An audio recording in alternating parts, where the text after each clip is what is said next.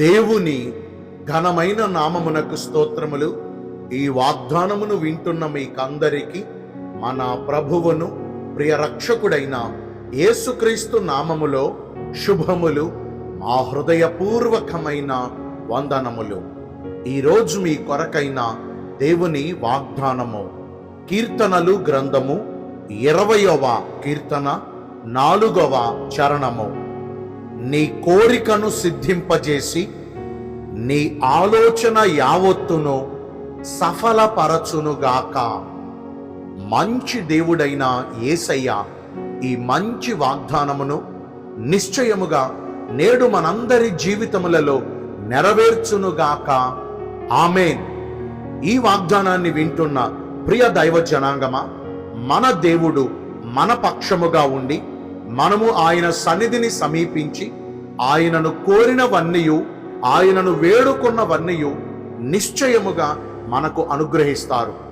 మన దేవుడు మనలో కార్యసాధకమవుతున్న ఆయన శక్తి చెప్పున మనము అడుగు వాటన్నిటికంటేను, మనము ఊహించు వాటన్నిటికంటేను మరి అత్యధికమైన ఈవులను ఆయన మనకు అనుగ్రహించగలిగిన వాడు.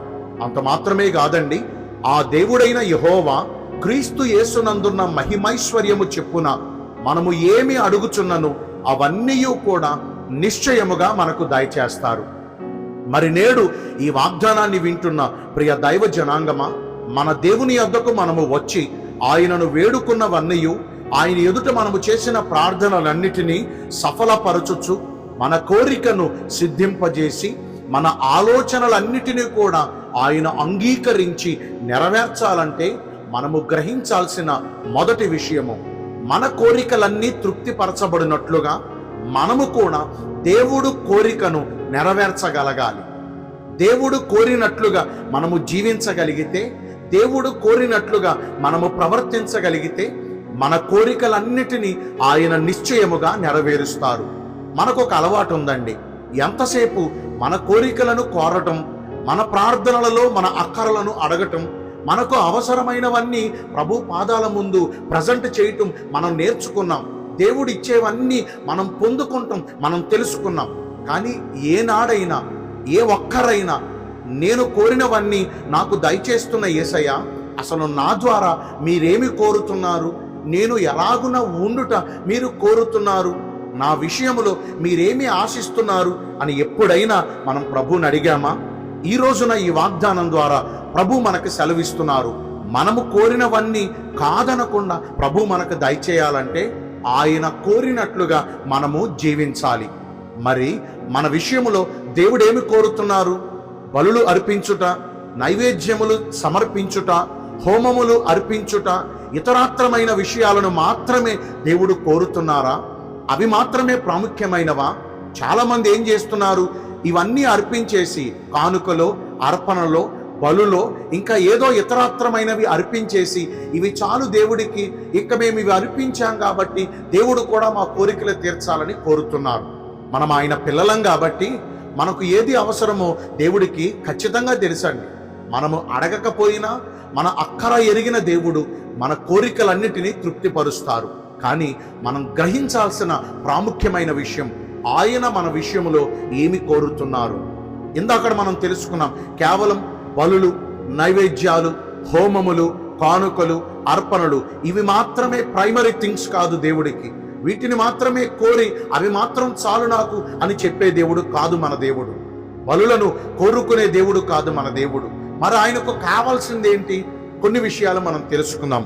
మొదటిగా దేవుడు కోరుకునేది విరిగి నలిగిన హృదయము. ఈ విరిగి నలిగిన హృదయముతో కూడిన ప్రార్థన అంటే దేవునికి చాలా ఇష్టము. విరిగి నలిగిన హృదయం అంటే అసలు హృదయము ఎప్పుడు విరుగుతుంది, హృదయము ఎప్పుడు నలిగిపోతుంది, హృదయము ఎప్పుడు పగులుతుంది?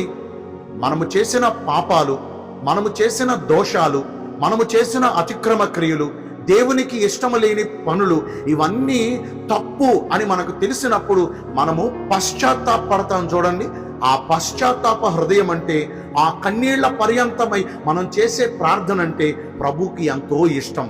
అట్టి పశ్చాత్తాప హృదయాన్ని ప్రభు కోరుకునే దేవుడు. దావీదు బేత్షెబాతో పాపం చేసినప్పుడు నాతాను ప్రవక్త దావీదును హెచ్చరించినప్పుడు నాకేంట్లే, నేను రాజుని అని సరిపెట్టుకోవాలా. అతడు వెంటనే తన సింహాసనమును దిగి బూడిదను రాసుకుని తన్ను తాను తగ్గించుకుని పశ్చాత్తాప హృదయుడై కన్నీళ్ల పర్యంతంతో కూడిన ప్రార్థన ప్రభు సన్నిధిలో చేశాడు.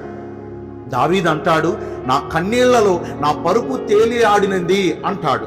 అంటే తాను చేసిన పాపము నిమిత్తము అతడు ఎంతగా పశ్చాత్తాపడుతున్నాడో చూడండి. మరి ఈ రోజున భక్తుల్లో చేసిన పాపదోష అతిక్రమ క్రియల విషయమై పశ్చాత్తాప హృదయం కలిగి ఉన్నారా? మరి రెండవదిగా దేవుడికి మనలో ఏం కోరుతున్నారు అంటే పరిశుద్ధమైన హృదయాన్ని దేవుడు కోరుతున్నారు. మనము పరిశుద్ధపరచబడితే దేవుడికి చాలా ఇష్టం. గత కాలములో మనం చేసిన అతిక్రమాలన్నీ ప్రభు దగ్గర ఒప్పుకుని విడిచిపెట్టి మరెన్నడూ వాటి జోలికి మనము వెళ్లకుండా క్రీస్తేసు ప్రభువు వారి రక్తములో మనము కడగబడి శుద్ధి చేయబడాలి అనేది మన ప్రభువు వారి కోరిక. పరిశుద్ధమైన హృదయాన్ని కలిగి జీవించగలుగుతున్నామా? మూడవదిగా యథార్థ హృదయులంటే ప్రభువుకి చాలా ఇష్టం. గతించిన దినములలో దేవుడు చేసిన మేలులను మనము మరిచిపోయామేమో, లేకపోతే మంచి జరిగినప్పుడు ఒకలా ప్రవర్తించి ఏదైనా అనుకోని సంఘటనలు జరిగినప్పుడు మరి ఇతరాత్రంగా ప్రవర్తించామేమో. కాదండి, మన దేవుని యందు మన భక్తి ఎప్పుడూ నిలకడగా ఉండాలి, నిజాయితీగా ఉండాలి. ఏదో మనకిస్తేనే ఆయన దేవుడు కాదండి, ఏదో మనకు చేసేస్తేనే ఆయన మనకు తండ్రి కాదండి. మనము అడిగినవి ఒక్కోసారి ఆలస్యం అవ్వచ్చు, మనము కోరినవి అది మనకు అవసరం లేకపోతే ఒక్కోసారి దేవుడు ఆపు చేయవచ్చు.